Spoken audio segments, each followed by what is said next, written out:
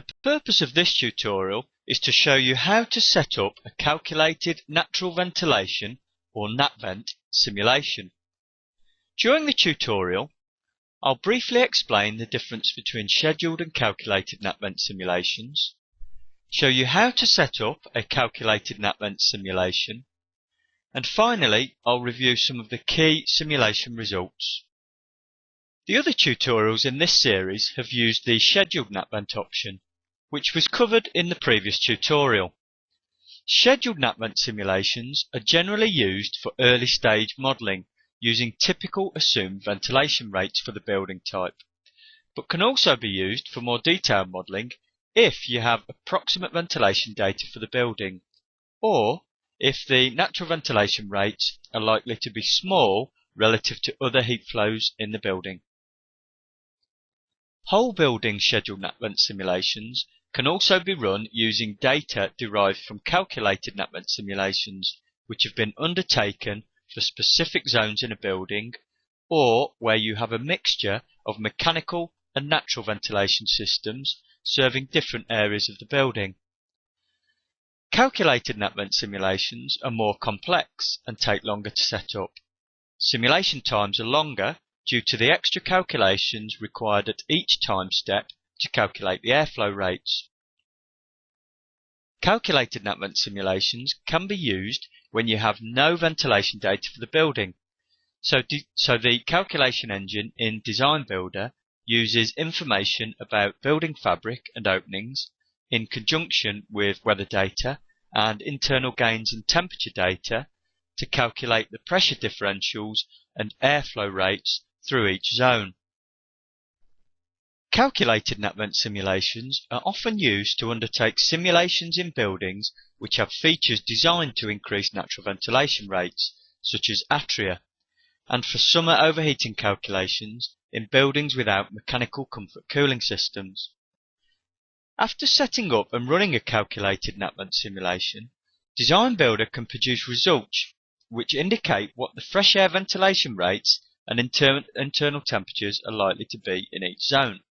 Some of these results, such as this temperature distribution graph, which shows how many hours each zone is below, at and above each 1 degree C temperature band during the simulation period, will be discussed in more detail later in the tutorial.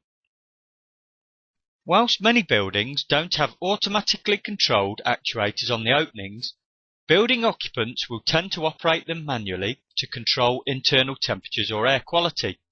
So calculated NAPVent simulations can still be used when there is no automatic control present. NAPVent can be used with mechanical ventilation in a form of hybrid mixed mode operation, using the temperature set points to control when each mode is operational. I'll now go through the steps required to set up the calculated NAPVent simulation. You must first go to Model Options and change from the Scheduled to Calculated NAPVent setting, which will enable additional model data to be specified in the Activity, Construction, Openings and HVAC tabs. You have the option to change the infiltration units here. This setting only applies to scheduled NAPVent simulations and heating and cooling design calculations, as these also use the scheduled NAPVent option even if the calculated NAPVent option is selected in Model Options.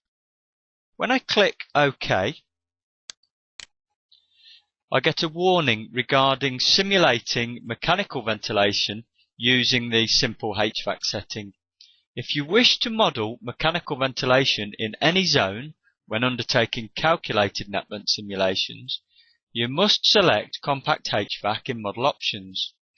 I'll ignore this and click No, as my HVAC system won't include mechanical ventilation. Going to site level, you must ensure that the correct location template and simulation weather file are loaded. I'll select the UK Birmingham Airport location template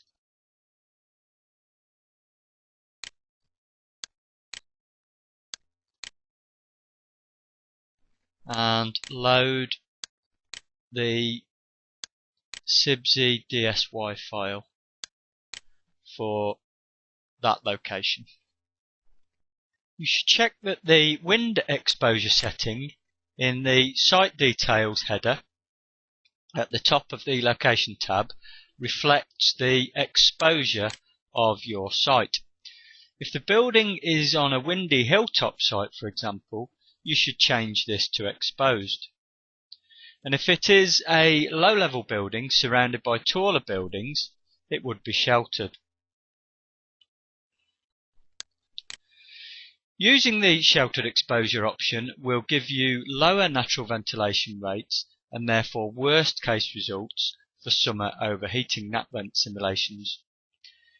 Designbuilder provides default wind pressure coefficients in the template library, which are used to convert wind speed from the weather data to wind pressures on the building facades.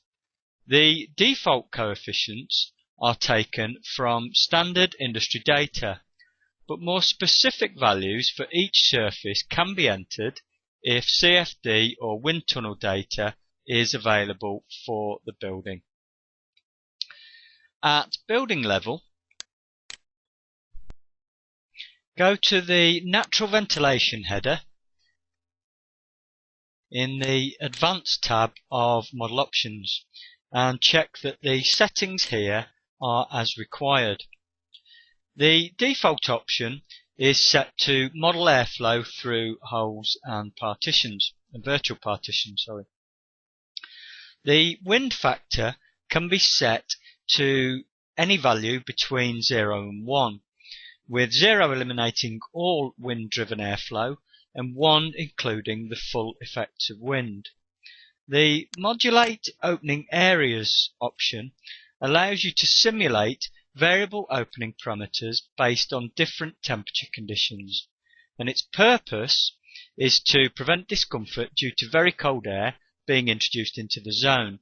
However, there can be unintended consequences if the option is selected. As with all advanced options, these should generally be left at the default setting, but if you do wish to change them, you should read the additional guidance in the help file first. I'll now review the HVAC tab settings. For this tutorial, I'll assume that this particular building has a hot water radiator heating system with natural ventilation, which I can select here from the HVAC template list after checking that I'm at building level in the navigation panel.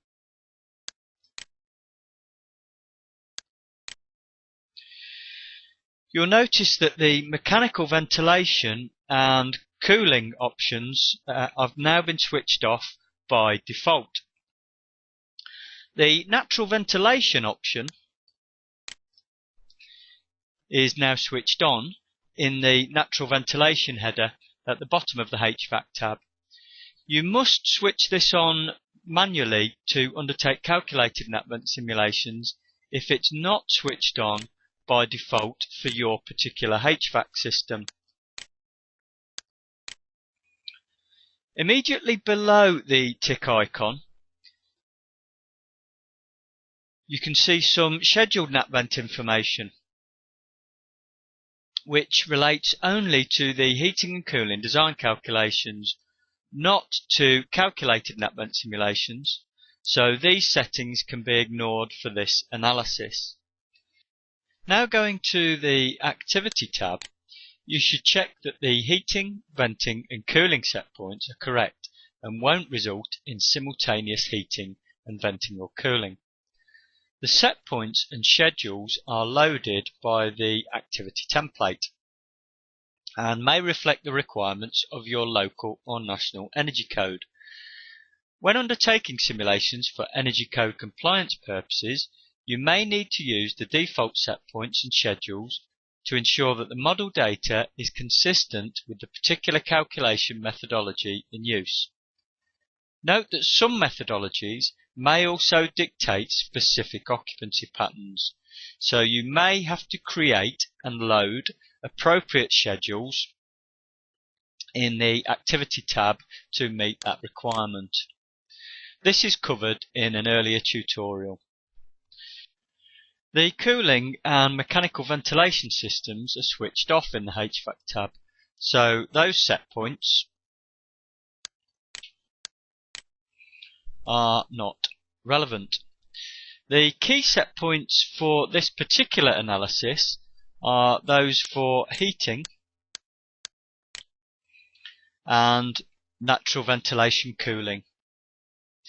Here they're both the same, but ideally the natvent cooling set point should be at least 2 degrees C higher than the heating set point. This should provide a sufficient deadband to prevent instability and simultaneous heating and venting, i.e. heating using the radiators, which raises the zone temperature above the natvent cooling set point, resulting in simultaneous operation of the natural ventilation openings. This can clearly have a significant impact on energy consumption, which I'll highlight when I review the preliminary results later.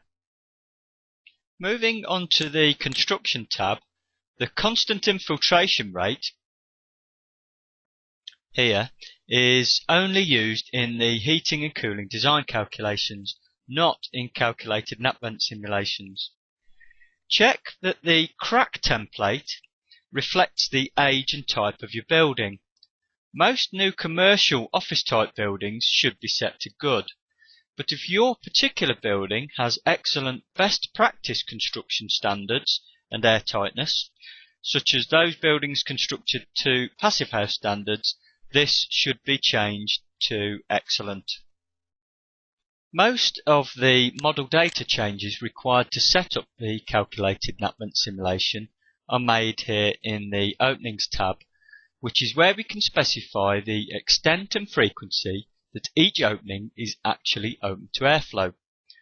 With the calculated natvent model option selected and the natural ventilation option selected in the HVAC tab, we have the ability to specify the operation details for windows, doors and vents. Starting with the window operation, you specify the total area of each window open to free airflow as a percentage of the total area of that window. So for example, this would be set to 20% for a single top hung window with a total window area of 5 meters squared, which has an opening area exposed to free airflow of 1 meter squared along the bottom and sides. You'll need to determine the area exposed to free airflow at the top, bottom and sides of each different window type when fully open. You'll also need to consider the impact on free airflow of obstacles such as window reveals and any effect that adjacent opening windows may have on each other when located close together. I can use the slider control here to set the required percentage. For the purpose of this tutorial, I'll assume that a 25% open area applies to all windows and roof lights. So I'll make the change at building level.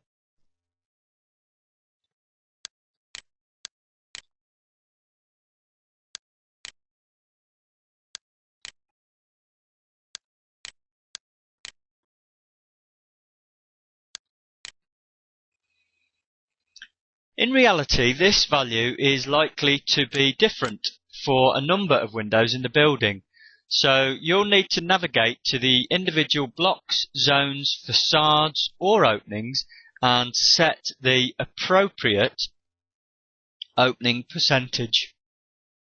Generally, the easiest way to do this in learning mode is to navigate to the facade by double-clicking on the window in the layout screen. Then to select the required window, like so. It's worth reiterating that switching off learning mode is a very efficient way of working when entering the model data. as you can quickly navigate to surfaces and openings and then enter the model data while still viewing the data target in the layout screen. The operation schedule here can be used to control when natvent is available, effectively enabling natural ventilation openings like a timer control on real systems. Although the occupancy schedule loaded by default includes fractional values, these are irrelevant for natvent control. Openings are either available or not, with any value greater than 0 meaning that the window can open fully at that time. In this case, the natural ventilation system would be enabled to operate from 0700 until 1900. Once enabled, natvent is controlled by other criteria such as the set point and the specified opening percentage. For automatically controlled ventilation or natural ventilation systems, the operation schedule is more likely to be set at building or block level, as the natural ventilation control strategy is likely to be considered only for the whole building or significant parts of it which have different occupancy or operational requirements. For that reason, the operating schedules are not set by the activity template loaded for the zone, but are inherited from the activity template set at building level, unless a different schedule has been loaded at a level below that. Occupancy schedules are generally used for natvent control, particularly when there is no automated natvent control system in the building, but you can select an alternative schedule from the extensive library, or indeed create your own. As this is an office building, I'll leave the occupancy schedule set at building level. You can use the same process to specify the operation details for the internal windows, roof lights and vents, which may also form an important part of the building's natvent strategy. Note that the internal windows header is only visible at building and block levels. Doors are modelled slightly differently, as they tend not to be left open for continuous periods of time in the same way as windows and vents. Here you have the option to specify the percentage area that the door opens and the percentage of time that the door is open. Clearly these are fairly difficult to quantify, and you should review the default settings to ensure that they're reasonable for your building. The operation schedule here is treated as described earlier. There is another potentially significant difference regarding the modelling of doors. Doors are always treated as opaque fabric in the simulation, so highly glazed doors should be modelled as windows to enable the effects of solar heat and light energy to be modelled correctly. Note that the door details are specified under the subsurfaces header here in the construction tab.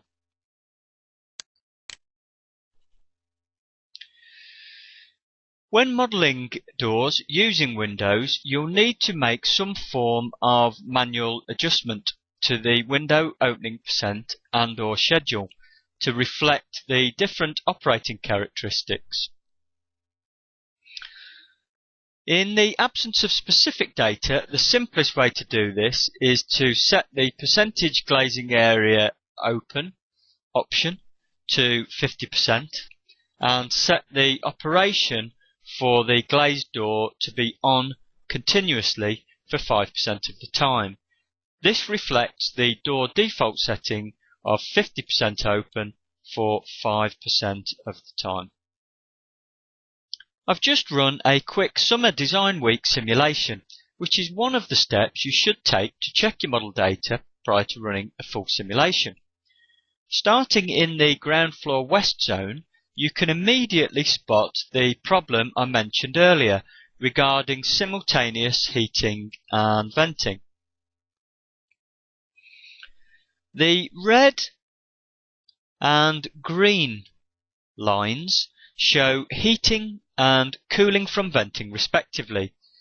You can see that the heating system has brought the space up to the temperature set point in the morning. But because there is no deadband between the heating and natural ventilation set points, there is a period of simultaneous operation once the set point is reached.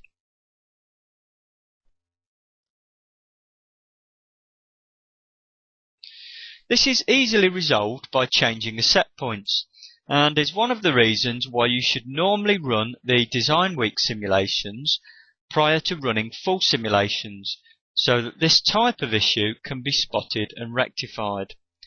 In cases where the heating and venting set points are close together, the effect of simultaneous heating and venting can also be reduced by increasing the number of simulation time steps per hour when setting up the simulation.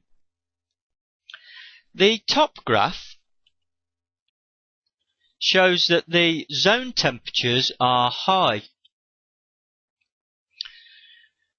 during this peak summer period, with the operative temperature peaking at around 34 degrees C. So we'll need to consider additional passive measures such as shading and increasing the amount and or duration of available airflow for natural ventilation cooling. The heat balance graph shows that we're getting a significant cooling effect from the natural ventilation openings. Highest with the cool morning air, and then diminishing as the ambient air temperature rises during the day. At the bottom, you can see that the air change rates in the zone are high throughout the day, peaking at over 30 air changes per hour on the Friday. It's also worth looking at the correlation between the weather data and the zone heat balance and natvent rates. I'll first clear all data and then select the heat balance graph. Going to the Detail tab in Display Options, I'll select the ambient dry bulb temperature, the wind direction and wind speed, and apply that data with the tick icon. There are a number of factors that influence the natvent rate, including internal buoyancy forces, but generally it will increase in a zone as the wind speed increases and the wind orientation is aligned with the openings in that zone. Here you can see that the natvent rate increases on Thursday afternoon as the direction changes towards our west facing zone and the wind speed increases. The heat balance graph also clearly shows the general trend of natvent cooling reducing as the ambient air temperature increases through the day. I've just rerun the Summer Design Week simulation after improving the heating control, adding window blinds, reducing the natvent cooling set point to 21 degrees C, and changing the natvent schedule to one which enables basic night purge cooling. You can see the marked improvement in peak summer zone temperatures just by implementing these simple measures. Calculated natvent simulations are often used to provide evidence that a building is unlikely to suffer significant summer overheating. I've just run a quick annual simulation to generate only temperature distribution data that will enable me to confirm the summer overheating hours in the ground floor west zone. It indicates that there are only around 26 hours per year where the zone is at or above 28 degrees C. This tutorial started by briefly explaining the difference between scheduled and calculated natvent simulations. Then I showed you how to set up a calculated natvent simulation.